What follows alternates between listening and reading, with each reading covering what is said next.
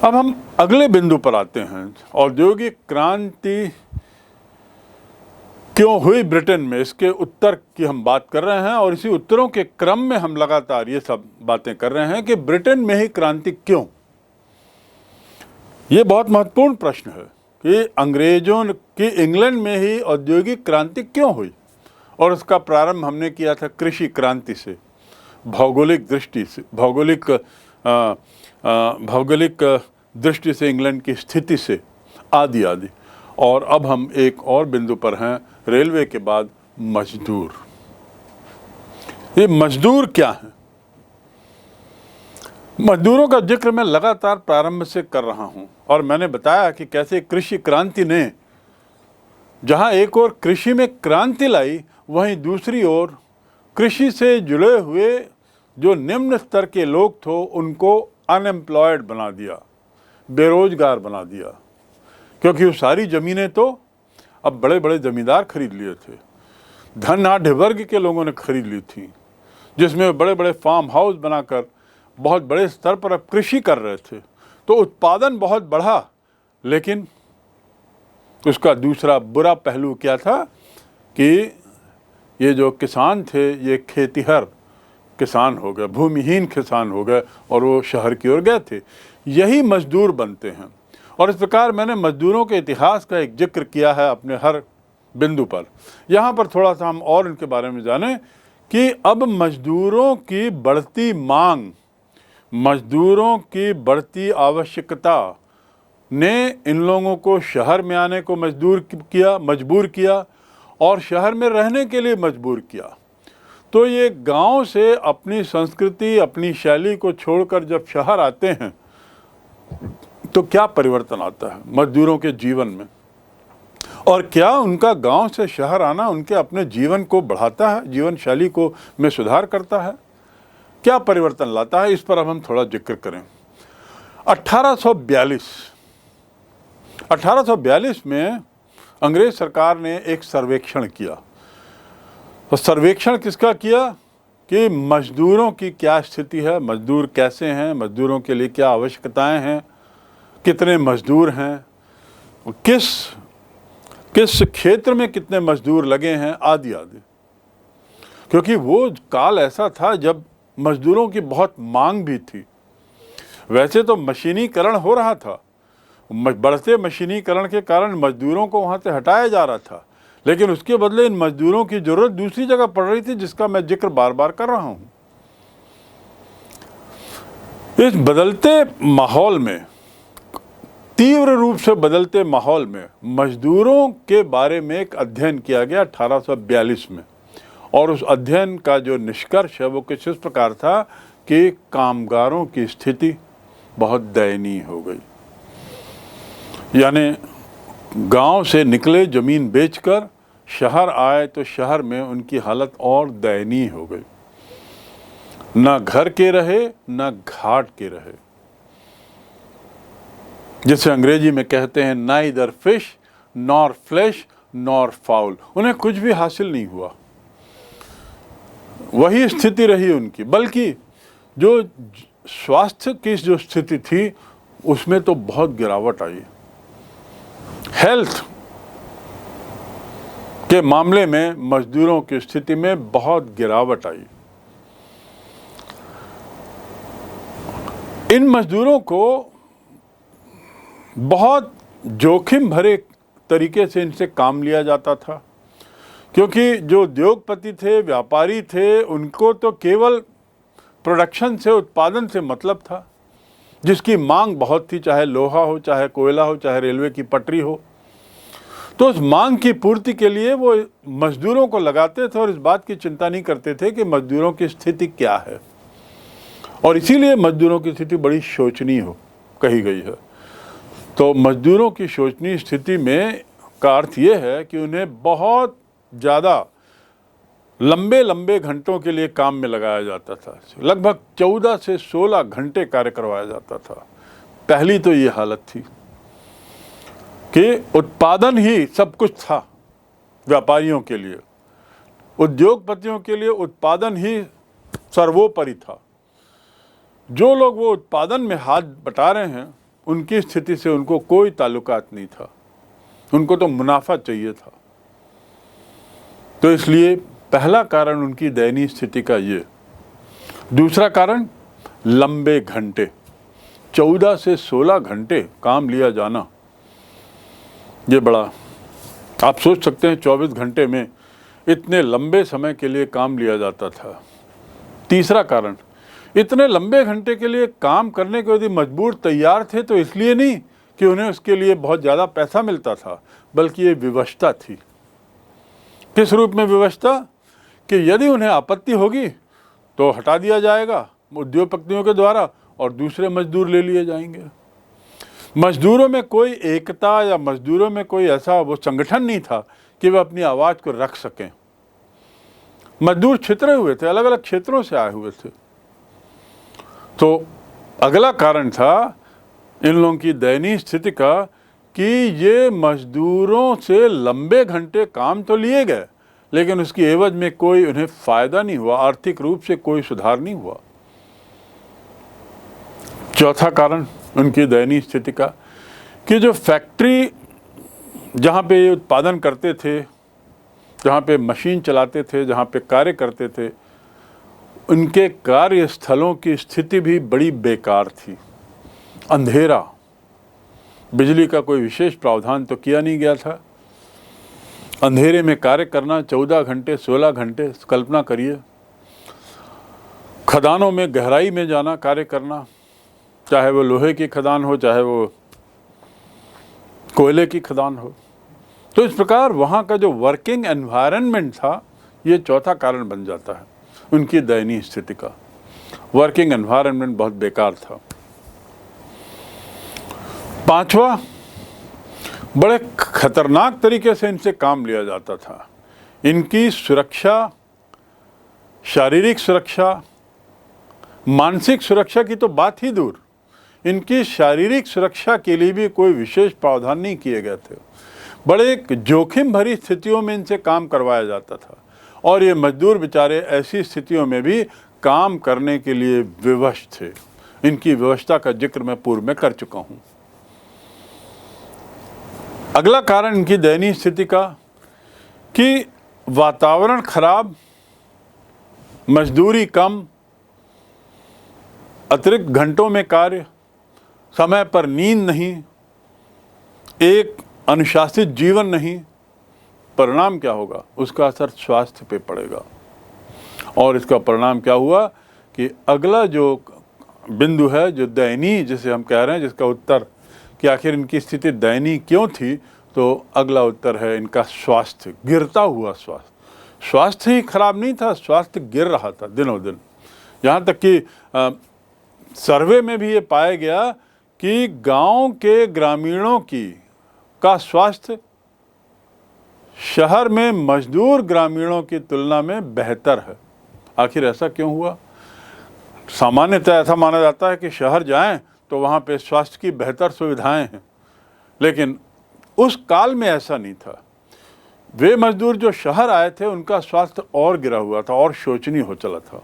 जनसंख्या में भी वृद्धि हो गई, लेकिन जनसंख्या में जो वृद्धि हुई उसके अनुपात में खान पान में वृद्धि नहीं हो पा रही थी। इसका क्या तात्पर्य है? एक और आपको याद आएगा, आप तुरंत सोचेंगे कि मैंने कृषि क्रांति की बात की है जिसमें उत्पादन बढ़ा था, खाद्य उत्पादन बढ़ा था, निश्चित रूप से बढ़ा था। लेकिन ये खाद्य उत्पादन जो बढ़ा था, इसका सेवन करने वाले लोग अमीर, धनाढ्य, उच्च वर्ग के लोग थे। मजदूरों की तो तनख्वाह वैसे ही बहुत कम थी, तो इनका सेवन भी बहुत कम, इनके द्वारा भोजन का सेवन भी कम ही हो रहा था। खान पान में इनकी वृद्धि नहीं हो पा रही थी। इनके खान पान की शैली वैसी ही थी। आज भी आप देखेंगे, यदि भारत की परिप्रेक्ष्य में देखें तो मजदूर जो डेली वेजेस में काम करते हैं, आप देखेंगे ये 2 जून की रोटी के साथ प्याज, हरी मिर्च और थोड़ा बहुत कुछ हुआ तो एक आध थोड़ी बहुत सब्जी का स्वाद ले लेते हैं। अदरवाइज उनका भोजन आज भी यही है। भले ही देश की आर्थिक स्थिति में बहुत सुधार हुआ हो, लेकिन मजदूरों की स्थिति, निर्धन लोगों की स्थिति, निम्न श्रेणी के लोगों की स्थिति, जो कंस्ट्रक्शन वर्क में लगे हुए हैं, जो फैक्ट्री में काम करते हैं, उनका भोजन देखिए वो लोग क्या भोजन करते हैं। तो ये तुलना केवल इसलिए की गई आपको ये समझाने के लिए कि कृषि क्रांति तो हुई, उत्पादन तो बढ़ा, पर इस उत्पादन का फायदा उच्च वर्ग के लोगों को मिला, जनसंख्या में भी वृद्धि हुई, लेकिन खान पान में किसी तरह की वृद्धि मजदूर वर्ग में नहीं देखी गई। और उसका कारण स्पष्ट है, मैंने आपको बता दिया। सातवां कारण इनकी शोचनीय स्थिति का, कि भारी संख्या में जब ये लोग शहर पहुंचे और शहरों में भी ऐसी जगहों पर जहां फैक्ट्री उद्योग वगैरह में इनको काम करना पड़ता था, तो इनके लिए पेयजल उपलब्ध नहीं हो पाता था। उचित क्वालिटी का, उचित गुणवत्ता का पेयजल इनको कतई नहीं मिला। पेयजल की भारी समस्या बन गई। औद्योगिकरण के ये कुछ दुष्परिणाम हैं जिनका मैं जिक्र कर रहा हूँ। कोई भी देश, कोई भी क्षेत्र जब औद्योगिकरण के दौर से गुजरता है, तो यदि समुचित प्रबंध नहीं किए गए तो औद्योगिकरण एक और जहाँ देश को आर्थिक रूप से बेहतर करता है, वहीं सामाजिक रूप से निम्न स्तर के लोगों की हालत बुरी हो जाती है, दयनीय हो जाती है, शोचनीय हो जाती है। तो पेयजल की बहुत बड़ी समस्या थी। इसके बाद अगला बिंदु ये साबित करने के लिए कि उनकी स्थिति बहुत दयनीय थी, वो ये कि अमीर गरीब के बीच में शहर में जैसे हम देखते हैं बहुत बड़ी खाई बनी है। अमीर लोग, धनवान लोग वास्तव में शहर में रहते थे, हवादार मकानों में रहते थे, साफ सुथरे मकानों में रहते थे, चारों तरफ खुला वातावरण रहता था। लेकिन ये जो मजदूर थे, जो बाहर से आए हुए थे, ये शहर में नहीं रह पाते थे। शहर की सीमाओं में रहते थे। आज भी आप देखेंगे, किसी भी शहर में चले जाइए तो अधिकतर मजदूर आपको शहर की सीमाओं में दिखाई देते हैं। आप किसी ट्रेन से जब यात्रा करते हैं तो शहर में घुसने के पहले जो एक बहुत लंबा पैच, किसी भी शहर के स्टेशन में आने के पहले एक बहुत लंबा पैच आपको ऐसा दिखेगा जहां दोनों ओर मजदूर लोग हैं, निर्धन लोग हैं, निम्न श्रेणी के लोग हैं, और उनकी स्थिति चलती ट्रेन से दिखाई देती है। कमोबेश यही स्थिति उस समय थी कि ये लोग बाहरी इलाकों में रहते थे और ज़्यादा दूर ना हो जाएं फैक्ट्री से, इसलिए बड़े कंजस्टेड रहते थे, पास पास रहते थे, बहुत ही पास पास रहते थे। परिणाम क्या हुआ कि बाहरी मजदूर शहरों से दूर लेकिन बहुत पास पास, तो कॉलोनियाँ, इनके जो निवास, इनका जो क्षेत्र था वो बड़ा गंदा हो गया था, गंदी बस्तियाँ। तो अगला जो शोचनीय स्थिति है इनका, खान पान के बाद अगला बिंदु बस्तियाँ बड़ी गंदी थी। पेयजल के बाद अगला बिंदु कि जिन बस्तियों में रहते थे बड़ी गंदी थी। वहाँ ना कोई नाली का प्रावधान था, ना उनके मकानों में खिड़कियाँ होती थी, ना शौचालयों की उचित व्यवस्था थी। पेयजल की समस्या तो सदैव बनी ही रही। तो इस प्रकार स्वच्छता मजदूरों के डिक्शनरी से कोसों दूर थी। यदि आपको 17-18 घंटे, 15-16 घंटे श्रम करना हो, उचित पेयजल की व्यवस्था ना हो, उचित स्वास्थ्य सुविधाएं ना हों, गंदी बस्तियों में रह रहे हों, शौचालय आदि नहीं हों और खान पान आपका निम्न स्तर का हो, क्या परिणाम होगा? बीमारियां। दूसरे शब्दों में ये मजदूर अब बीमार प्राणी हो गए। बीमारियां घर कर गईं। गंदी बस्तियों में बहुत सारी बीमारियां होने लगीं। कई बार ये महामारी का रूप लेने लगीं। बड़े स्तर पर अब बीमारियां होने लगीं, ऐसी बीमारियां जो पूर्व में सुनी नहीं गई थी।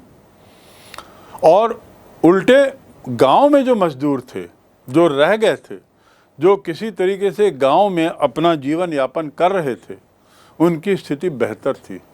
कम से कम वे खुले वातावरण, साफ स्वच्छ वातावरण में तो थे। उन्हें भी 2 जून रोटी मिल रही थी, इन्हें भी 2 जून रोटी मिल रही थी। लेकिन लिविंग कंडीशन की यदि बात करें तो ग्रामीण मजदूरों की स्थिति थोड़ी बेहतर थी। तो इस प्रकार हम कह सकते हैं कि इस पूरे औद्योगिक क्रांति के दौर में मजदूरों की स्थिति, जो मुख्य रूप से औद्योगिक क्रांति को आगे बढ़ाने वाले थे, जिनका बहुत महत्वपूर्ण योगदान था औद्योगिक क्रांति में, उनकी हालत सबसे खराब हो गई। औद्योगिक क्रांति के पोषक अर्थात जो लोग धनाढ्य वर्ग के थे, जिन्होंने इस क्रांति के लिए पैसा लगाया, उद्योगों के लिए, व्यापार के लिए इसके पैसा लगाया, वे और औद्योगिक क्रांति के पोषक के साथ माल को लेने वाले, माल की खपत करने वाले, इसी वर्ग के लोग, बस यही लोग औद्योगिक क्रांति में खुश थे। जो ऊंचे तबके के लोग थे, जिनके पास पैसा था, जो ये सब खरीद सकते थे, जो यात्रा करना अफोर्ड कर सकते थे, इनकी स्थिति बेहतर थी। लेकिन जो उसका जो तीसरा खंभ था, औद्योगिक क्रांति का तीसरा स्तंभ, जिसे हम मजदूर कहते हैं, इनकी हालत बहुत बुरी हो गई। यहां देखिए एक चित्र। इस चित्र में एक महिला एक ट्रेड मिल पांव चक्की में खतरनाक तरीके से कैसे पिसाई का काम कर रही है। उसका पांव आप देखिए जहां रखा हुआ है। जब वो पांव रखती है, सीढ़ी जैसा एक के ऊपर एक रखती जाती है, तो ये जो मशीन है वो गोल घूमती है। कई बार ये मशीन ज़्यादा जोर से, ज़्यादा जल्दी घूम जाती थी, परिणाम स्वरूप उसका पांव फंस जाए, पंगु हो गया, पैर कट गया, हाथ कट गया, इनकी देखने वाला कोई नहीं था। तो बहुत बड़ा जोखिम लेके उस समय के मजदूर काम करते थे। पूर्व मैंने आपको 1-2 और चित्र दिखाए जिसमें कैसे बाल मजदूरों का उपयोग हो रहा है और बाल मजदूरों की कितनी ज़रूरत थी उस पतले टनल जैसी सुरंगों से जाने वाली खदानों में। बाल मजदूर की क्या स्थिति रही होगी, शिक्षा से, स्वास्थ्य से, सबसे कितने वंचित रहे होंगे। दूसरे शब्दों में, वर्तमान इंग्लैंड या इंग्लैंड का साम्राज्य जो बना, उसकी नींव में इस तरह की जीवन शैली देखी जा सकती है। मैं पुनः दोहरा दूं, इंग्लैंड की औद्योगिक क्रांति की नींव में इस तरह की निष्ठुरता देखी जा सकती है, जहां समाज के एक बहुत बहुत बड़े तबके, जिसको मजदूर कहा जाता है, उस तबके का भारी शोषण किया गया, भारी जोखिम में लोग काम किए। ऐसे न जाने कितने लोग इस औद्योगिक क्रांति की प्रक्रिया में अकारण बेमौत मर गए, पंगु हो गए, हाथ पांव खो बैठे, आदि आदि। अगला बिंदु जो हम देख सकते हैं कि उनकी शोचनीय स्थिति क्यों कही जा रही है, तो उसमें यह है कि जो सर्वे हुआ था 1842 में, जो सर्वेक्षण हुआ था, उसमें देखा गया कि शहरों में जो लोग रह रहे थे उनकी औसत आयु कम होने लगी। कितना बड़ा विरोधाभास। शहरों में रहने वालों की औसत आयु ग्रामीण क्षेत्र में रहने वाले लोगों की औसत आयु से कम। कितना बड़ा विरोधाभास, कितनी हास्यास्पद बात है कि आए तो हैं शहर में, बड़ी उम्मीद से आते हैं। वर्तमान में भी आज भी हजारों लाखों लोगों का गांव से पलायन होता है और शहर आते हैं और बड़े बड़े सपने लेके आते हैं, पर वो भूल जाते हैं कि शहर की जिंदगी इतनी सरल नहीं है। शहर में खपना, शहर में ढलना, इसके लिए बहुत बड़ी कीमत देनी पड़ती है। जो शहर के पास जो उद्योग थे उसका प्रदूषण इन लोगों को खाया जा रहा था, और खुद भी तो उस प्रदूषित माहौल में रहते थे, कार्य करते थे। 24 घंटे पोल्यूशन के वातावरण में इनका जीवन यापन होता था। और इस प्रकार हम देखते हैं कि उसकी वजह से, इस प्रदूषण की वजह से आंत्रशोथ, हैजा, क्षय रोग, वायु प्रदूषण से क्षय रोग होता है, टीबी, ऐसी बीमारियां अब बड़े स्तर पर होने लगी। संभवतः ऐसी बीमारियां पहले बहुत नगण्य थीं, लेकिन अब ये बड़े स्केल पे होने लगी। दूसरे शब्दों में, ये सारी चीज़ें औद्योगिकरण की देन है। औद्योगिकरण केवल धन दिया, अमीर लोगों को धन मिला, लाभ मिला, लेकिन दूसरी ओर समाज के एक बहुत बड़े तबके को बहुत नुकसान हुआ। ये सब बीमारियां औद्योगिकरण की देन है, ऐसा कहने में कोई अतिशयोक्ति नहीं होगी। इस काल में हम आविष्कारकों की बात करते हैं। बहुत सारे आविष्कार हुए, उनके आविष्कारकों के नाम लिए। ये पता लगाना बहुत रुचिकर होगा कि वे लोग कौन थे जिनके प्रयासों से ये सब परिवर्तन हुए। जो भी हमने परिवर्तन यहाँ पे बात किए हैं, इसमें कौन लोग थे। उनमें से कुछ प्रशिक्षित वैज्ञानिक थे, साइंटिस्ट। भौतिकी तथा रसायन जैसे बुनियादी विज्ञानों की शिक्षा 19वीं सदी के आखिरी दशक पर बड़ी लिमिटेड थी, बहुत सीमित थी। फिजिक्स और केमिस्ट्री की जो बेसिक ज्ञान है, बेसिक इंफॉर्मेशन, वो बहुत लिमिटेड थी, बहुत सीमित थी। और जो ऊपर प्रौद्योगिकी आविष्कार बताए गए हैं, वे आविष्कार तब तक हो चुके थे। चूंकि इन आविष्कारों को संपन्न करने के लिए, इन आविष्कारों को अपने लॉजिकल एंड तक लाने के लिए भौतिकी या रसायन के उन सिद्धांतों या नियमों की पूरी जानकारी होना जरूरी नहीं था जिन पर ये आविष्कार आधारित थे। इसलिए ये वैज्ञानिक प्रगतियां प्रभावशाली लेकिन विचारकों तथा लगनशील प्रयोगकर्ताओं द्वारा की गई थीं। दूसरे शब्दों में, बेसिक जो साइंस का ज्ञान था वो लिमिटेड था, और इस बेसिक साइंस के ज्ञान के आने के पूर्व ही इन विषयों से संबंधित कुछ आविष्कार हो चुके थे, क्योंकि ये सिद्धांतों पर, कुछ नियमों पर आधारित ऐसे नहीं थे जिनको जानना जरूरी था। ये वैज्ञानिक प्रगतियां बड़ी प्रभावशाली हुई और प्रयोग के माध्यम से सामने आई। उन्हें इस बात से भी सहायता मिली, इन लोगों को जिन्होंने ऐसे आविष्कार किए, कि इंग्लैंड में कुछ खासियत थी, कुछ खास बात थी, विशेषताएं थी जो अन्य देशों में नहीं थी, अन्य यूरोपीय देशों में नहीं थी। इंग्लैंड में 1760 से 1800 के बीच दर्जनों वैज्ञानिक मैगजीन्स और वैज्ञानिक इंस्टीट्यूशन, संस्थाएं,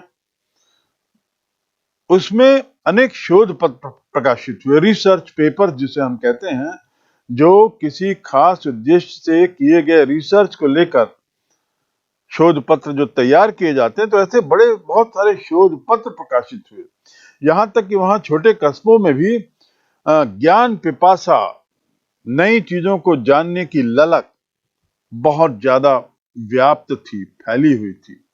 और ये ज्ञान पिपासा, ज्ञान पाने की ललक ही इन्हें इतने आगे ले गई और संभवतः इंग्लैंड में औद्योगिक क्रांति के प्रारंभ होने का एक कारण भी बनी। इसी प्यास को कला समाज यानी सोसाइटी ऑफ आर्ट्स, जो 1754 में स्थापित थी, तो इस प्यास को क्रियाकलापों के द्वारा, घूमने फिरने वाले व्याख्याताओं द्वारा, अथवा उन कॉफी हाउसों में जिनकी संख्या कई गुना बढ़ गई, वहां पे विचार विनिमय द्वारा बुझाया जाता था। अर्थात जो रिसर्च पेपर में जो बातें आती थी, जो निष्कर्ष आते थे, उस पर इंग्लैंड के विभिन्न क्षेत्रों में, अंदरूनी इलाकों में भी लोग काफी बहस करते थे, बातचीत करते थे, और इस माध्यम से वे अपनी ज्ञान पिपासा को बुझाते थे और बातचीत करने के लिए क्रियाकलापों के बहाने, घूमने फिरने के बहाने, कॉफी हाउस में बैठकों के बहाने काफी विचार विनिमय हो जाता था। और इस प्रकार ये जो जगहें थी वे एक तरीके से वैज्ञानिक सोच को बहुत बढ़ावा देती थी। अधिकतर आविष्कार वैज्ञानिक ज्ञान के अनुप्रयोग की अपेक्षा दृढ़ता के कारण, रुचि के कारण और जिज्ञासा के कारण थे। यहां तक कि भाग्य के कारण भी हुए। यह बहुत सोचने की बात है।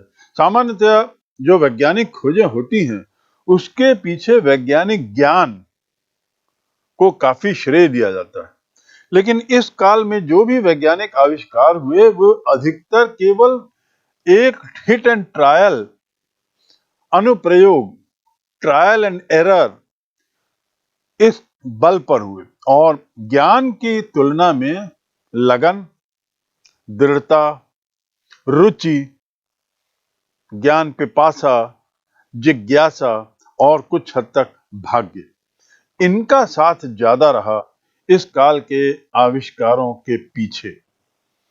कपास उद्योग के क्षेत्र में तो कुछ आविष्कारक जैसे जॉन के और जेम्स हरग्रीव बुनाई और बढ़ईगिरी से परिचित थे और इससे परिचित होने के कारण इन्हें कपास उद्योग के संबंध में कुछ नए आविष्कार करने में बड़ी सहूलियत हुई। किंतु यदि हम रिचर्ड आर्कराइट की बात करें तो एक नाई और बालों की विग बनाने वाला वो व्यक्ति था, रिचर्ड आर्कराइट।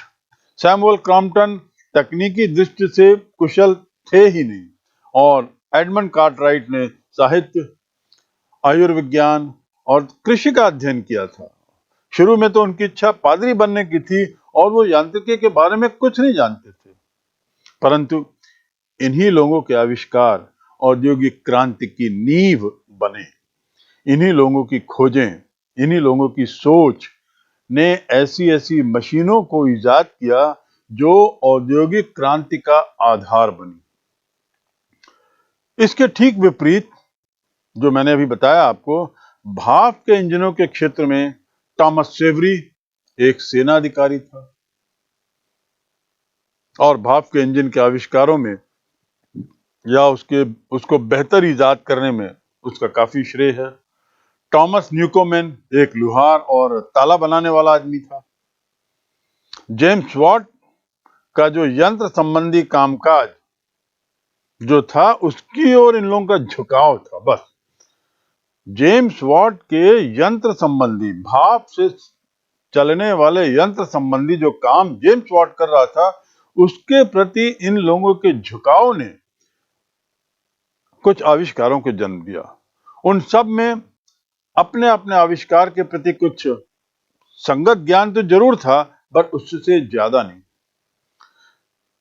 सड़क निर्माता जॉन मेटकॉफ, जिसने स्वयं पर्सनली व्यक्तिगत रूप से सड़कों की सतहों का सर्वेक्षण किया और अच्छी सड़कें बनाने के बारे में योजना बनाई, वो तो ब्लाइंड था।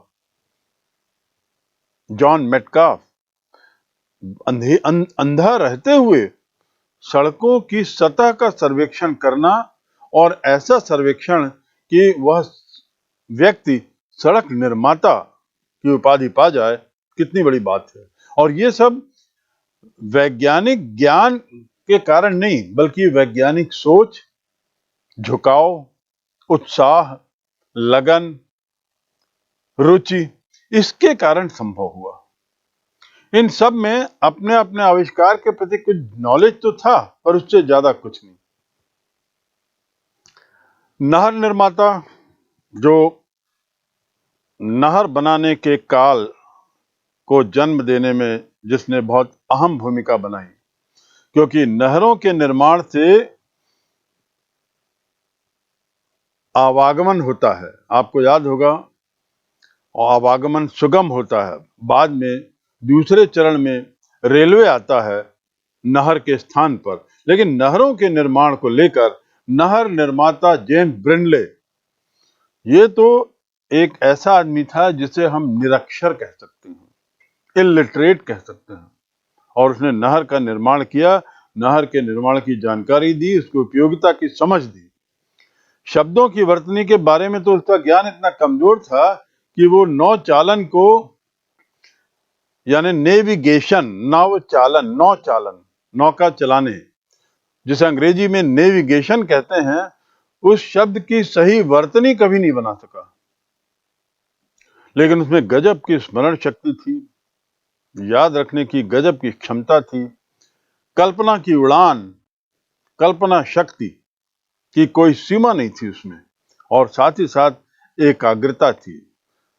कुल मिलाकर जो मैंने कहा आपको कि इस काल में हुए अधिकतर आविष्कार वैज्ञानिक ज्ञान के बल पर कम, बल्कि इन आविष्कारकों की दृढ़ता, रुचि, लगन और स्मरण शक्ति, कल्पना की उड़ान और एकाग्रता का एक तरीके से सम्मिश्रण थी, उसी का परिणाम। एडवर्ड कारपेंटर, एक प्रसिद्ध कवि, एडवर्ड कारपेंटर, 1881 में उनकी एक कविता हुई, एक विनिर्माणकारी नगर में, एक विनिर्माणकारी नगर में, ये उसका शीर्षक है। अंग्रेजी में in a manufacturing town, manufacturing town, ऐसा शहर जहां निर्माण का कार्य होता है। तो इस शहर के बारे में लिखते हुए उन्होंने अपनी कविता में कुछ लिखा है जिसका एक तरीके से भावार्थ या निचोड़ हम ये कहें, बल्कि हम कहेंगे कि ये कविता में जो जिस तरीके से वर्णन किया है उसे थोड़ा देखने की कोशिश करें। जब मैं उस उदास शहर में बेचैन और निराश घूम रहा था, तो मैंने वहां अफरा तफरी में परेशान लोग देखे। मैं फिर से दोहरा रहा हूं, जब मैं उस उदास शहर में, उदास शहर क्यों होगा? क्योंकि जो निम्न तबके के लोगों की जो स्थिति थी बड़ी शोचनीय थी। तो मैंने वहां अफरा तफरी में परेशान लोग देखे जो मानो नरक के किसी दरवाजे में भूतों की तरह आ जा रहे थे, नरक के दरवाजों में भूतों की तरह आ जा रहे थे। मैंने आकाश में ऊंची उठी चिमनियों की लंबी कतारें देखी और देखे काले धुएं के बादल जो सूरज, आकाश और धरती को अपने बोझ से ढक रहे थे। कितना विभत्स विवरण है तत्कालीन तथाकथित शहरों का, जिसे वो उदास शहर कहता है, जिसे वो अफरा तफरी वाला शहर कहता है, जिसे वो ऐसा शहर कहता है जहां लोग ऐसे दिखाई दे रहे हैं मानो नरक के दरवाजे से भूतों की तरह आ जा रहे हों। साथ ही वो कहता है कि उसमें धुएं का बोझ सूरज को भी आच्छादित कर देता है, जो सूरज, आकाश और धरती को अपने बोझ से ढक रहे थे। और मैंने देखे कूड़े के बड़े बड़े ढेर जिन पर बच्चे रद्दी बटोर रहे थे, यानी रैग पिकर्स। और फिर आधी छतों वाली काले भद्दे मकान, और देखी नीचे बहती काली नदी। देखिए, आधी छतों वाले काले भद्दे मकान, हाफ ब्रोकन रूफ्स, गंदे काले डार्क अंधेरे मकान, और उसमें बहती काली नदी। ये नदी काली क्यों है? जितने भी उद्योग स्थापित थे उन उद्योग से निकलने वाला गंदा पानी नाले के रूप में इस नदी में समाहित हो रहा था, और जो नदी किसी समय पूर्व में अच्छी रही होगी, साफ पानी की रही होगी, वो अब काली हो चुकी थी। इतनी संख्या में वहां उद्योग आ चुके थे। तो मैंने देखी नीचे बहती काली नदी।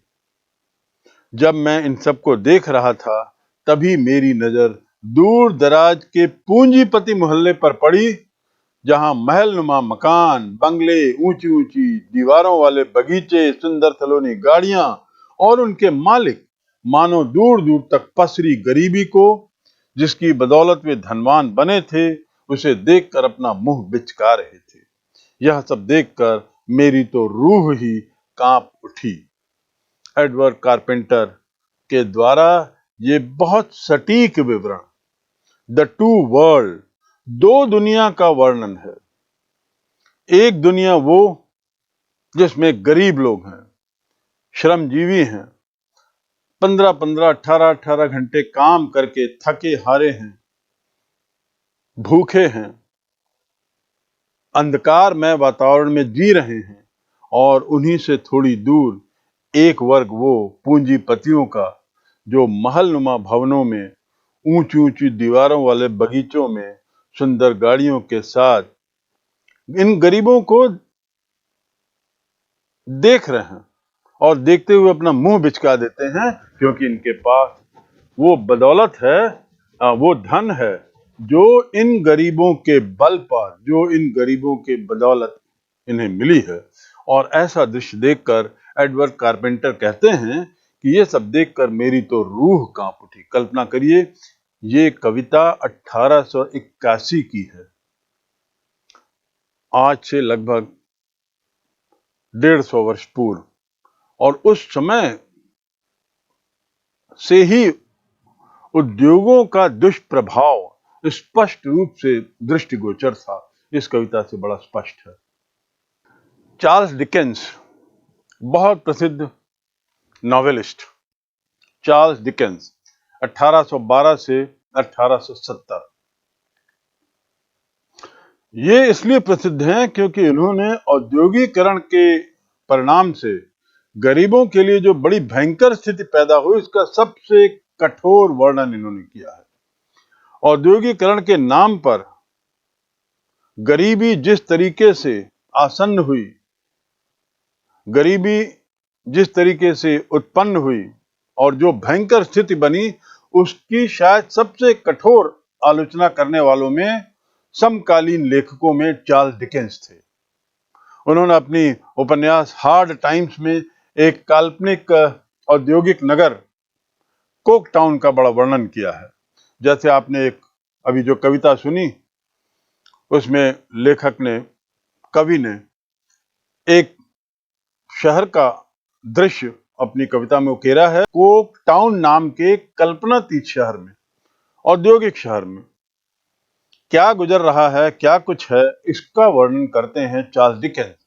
और उसकी कुछ पंक्तियां यहां पढ़ना मैं जरूरी समझता हूं। यह एक लाल ईंटों से बना नगर था, लेकिन उसकी ईंटों का रंग लाल तभी रह सकता था यदि धुएं और राख ने उसे पोतकर बदरंग न कर दिया होता। यानी धुएं और राख इतनी भारी मात्रा में उस शहर में था कि वो लाल पत्थर, लाल ईंटें काली हो चुकी थी। लेकिन हालत ये थी कि ये कस्बा अजीब लाल और काले रंग के मिश्रण से पुता था, मानो वह किसी खूंखार आदमी का चेहरा हो।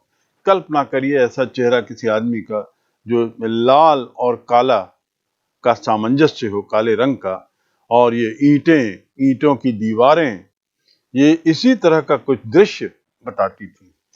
यह मशीनों और उन लंबी गगनचुंबी चिमनियों का शहर था जिसमें से धुएं के सांपों की अटूट पंक्तियां कभी कुंडलित होकर लगातार निकलती रहती थी। कुंडलित होकर मतलब कॉइल होकर, स्पाइरल तरीके से, गोल गोल गोल गोल, जैसे चिमनी से निकलती हैं तो गोल गोल होती हुई वह सांप की तरह लगातार निकल रही है गगनचुंबी चिमनियों से। यानी धुआं भी बड़ी भारी मात्रा में निकलता था। इस नगर में एक काली नहर थी। देखिए, नहर भी काली है, ऐसा चार्ल्स डिकेंस के द्वारा कहना है। और वहां उस कविता में एक नदी का जिक्र किया गया है जो काला पानी था। इस नगर में एक काली नहर थी और एक नदी भी थी जिसका पानी बदबूदार रंजक गंदगी से भरकर बैगनी रंग का हो गया था। बैगनी मतलब डार्क, बैगन के रंग का, लगभग काला ही समझ लीजिए।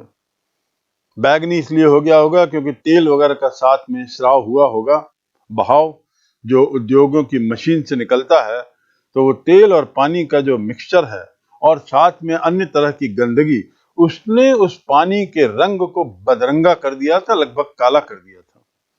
वहां ढेरों इमारतें थीं जो उनके भीतर चलने वाली मशीनों के कारण हरदम कांपती रहती थी। ये जो उस समय जो मशीनें हुआ करती थी, एक तरीके से विशालकाय हुआ करती थी। आज की मशीनों की तरह ये जैसे चिप्स होते हैं छोटे छोटे, या छोटी छोटी मशीनें आजकल आने लगी हैं, ऐसी नहीं थी। बड़े विशाल रूप की होती थी मशीन। जो पहला कंप्यूटर बना था आज से 40-50 वर्ष पूर्व, वो एक बड़े कमरे की साइज का हुआ था, सुपर कंप्यूटर जिसे हम कहते हैं। तो यहाँ तो हम 1870-80 की बात कर रहे हैं, तो उस समय की मशीनें लोहे की बनी हुई बड़ी भारी विशालकाय होती थी, और जब ये मशीनें चलती थी तो आसपास का वातावरण, दीवारें, जमीन हिल जाती थी। तो ढेरों इमारतें थी, उनके भीतर चलने वाली मशीनों के कारण ये इमारतें हरदम कांपती रहती थी, और खिड़कियां हमेशा खड़कती रहती थी, हिलती रहती थी। वहां भाप के इंजन का पिस्टन उकताहट के साथ ऊपर नीचे होता रहता था, मानो किसी हाथी का सिर हो जो अपने दुख भरे पागलपन में आंखें फाड़े एक ही ओर देख रहा हो। कितना सजीव, कितना सटीक विवरण किया है लेखक ने, चार्ल्स डिकेंस ने यहाँ पर, कि भाप के इंजन का पिस्टन ऊपर नीचे होता है, आपने देखा होगा। तो ये पिस्टन जो है मानो उकता गया है, उसी तरीके से चलते हुए ऊपर नीचे हो रहा है, और ऐसा लगता है उसको देख के, उस भारी भरकम पिस्टन को देख के, कि वो किसी हाथी का सिर है, और बड़े तकलीफ में, पागलपन के साथ आंखें फाड़े हुए एक ही ओर देख रहा हो। एक ही ओर देख रहा है तो मतलब वो लगातार एक ही ओर चल रहा है। तो ये बड़ा सटीक विवरण चार्ल्स डिकेंस के द्वारा औद्योगिकरण के दुष्परिणामों को लेकर। अमेरिका आदि में भी औद्योगिकरण हुआ, पर इस बात को अंडरलाइन करना चाहिए कि असंख्य लोग मौत के गाल में इस काल में समा गए। उत्पादन में मदद करने के, इनका केवल एक ही काम था, उत्पादन बढ़ाने में मदद करना अपने शारीरिक श्रम से। हैजा महामारी की मैंने बात की। 1832 में हैजा महामारी हुई, जिसमें ऐसी संख्या बताते हैं कि लगभग 31,000 से भी अधिक लोग मारे गए। आज की संख्या, आज भी यदि 31,000 की संख्या बहुत बड़ी संख्या मानी जाती, कल्पना करिए उस समय की जनसंख्या में, आज से लगभग 300 वर्ष पूर्व की जनसंख्या में, या 200 वर्ष पूर्व की जनसंख्या में, क्योंकि 1830-32 की बात हो रही है। इस समय जो जनसंख्या थी, उस संख्या में 33,000, 31,000 लोगों का हैजा जैसी महामारी से मारा जाना किस बात का द्योतक है, किस बात का परिचायक है? औद्योगिकरण के बुरे पहलुओं का, औद्योगिकरण के नेगेटिव एस्पेक्ट्स का। तो अब तक अब आप समझ गए होंगे कि इस अध्याय का नाम औद्योगिकरण न होकर के औद्योगिक क्रांति क्यों है? ऐसी क्रांति जिसका संबंध, ऐसी घटना जिसका संबंध उद्योग से है, और घटनाक्रम इतना तीव्र, इतने आमूल चूल परिवर्तन लाने वाला, जिसका जिक्र मैंने अभी तक किया है कि ये क्रांति से कम नहीं है।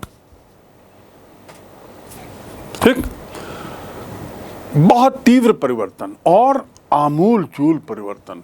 आपको याद होगा मैंने प्रारंभ में ही बताया था कि इसे क्रांति क्यों कहते हैं, और क्रांति की परिभाषा क्या है। और क्रांति की परिभाषा बताते हुए मैंने कहा था, आमूल चूल परिवर्तन, पूरा का पूरा उलटफेर, ये तो पहली बात। और क्रांति की परिभाषा के लिए दूसरा महत्वपूर्ण तत्व, ऐसा उलटफेर, ऐसा परिवर्तन जो बड़ा तीव्र हो।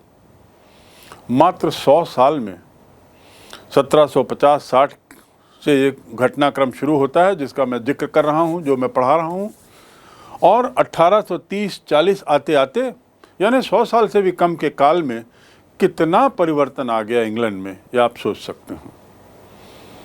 और जो अभी मैंने मजदूरों की बात की, एक बहुत बड़े तबके की बात की, एक बहुत बड़े समाज की बात की, उसमें उनकी क्या हालत हुई? क्या ये किसी क्रांतिकारी घटना से कम है?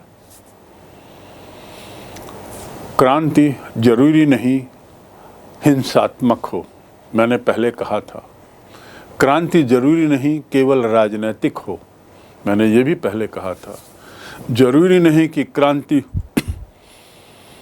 में किसी का कत्ल किया जाए। यहाँ तो ये तीनों कुछ भी नहीं हुआ, ये एक सामाजिक घटना है। तो इस प्रकार हम कह सकते हैं कि औद्योगिकरण के बदले औद्योगिक क्रांति शब्द इस अध्याय के लिए क्यों महत्वपूर्ण है, या इस पूरे घटनाक्रम को जो हम इस अध्याय में पढ़ रहे हैं उसे क्रांति क्यों कहा गया, क्रांतिकारी परिवर्तन क्यों कहा गया।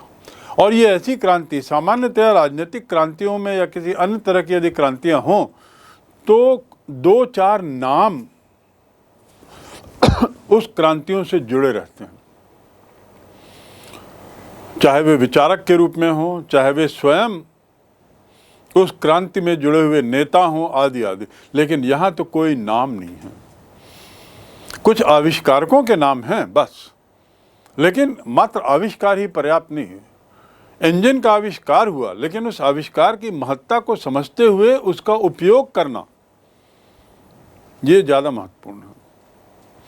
नहर की महत्ता की पहचान हुई, लेकिन नहरों का जाल बिछाया गया, इसमें किसी एक व्यक्ति का योगदान नहीं। तो इस मामले में भी औद्योगिक क्रांति अन्य क्रांतियों से अलग है। यदि हम भारत में श्वेत क्रांति की बात करते हैं जिसका मैंने जिक्र किया, तो उसमें एक व्यक्ति का नाम आता है, कुरियन का, वर्गीस कुरियन का। यदि हम भारत में व्हीट रिवॉल्यूशन की बात करते हैं तो उसमें MS स्वामीनाथन का नाम आता है, नॉर्मन बोरलॉग का नाम आता है। लेकिन औद्योगिक क्रांति में ऐसा कुछ नहीं। तो इस प्रकार औद्योगिक क्रांति बिल्कुल एक अलग घटना थी।